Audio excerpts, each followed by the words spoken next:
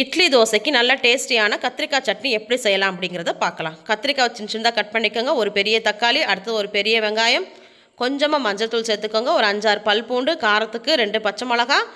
நான் இன்றைக்கி 1½ ஸ்பூன் குழம்பு மிளகாத்தூள் சேர்த்துருக்கேன். நீங்கள் சாம்பார் பவுடரும் சேர்த்துக்கலாம். அடுத்தது தேவையான அளவு உப்பு சேர்த்துக்கோங்க. கொஞ்சமாக தண்ணி ஊற்றி ஒரு 3 விசில் வர வரைக்கும் நம்ம வேக விட்டு எடுத்துடலாம். அது நல்லா ஆறுனதுக்கப்புறம் மற்ற வச்சு நல்லா கடைஞ்சி எடுத்துருங்க. கடைஞ்சி எடுத்துட்டு கடாயில் நம்ம கொஞ்சமாக எண்ணெய் ஊற்றிக்கலாம். எண்ணெய் காஞ்சதும் கடுகு போடுங்க.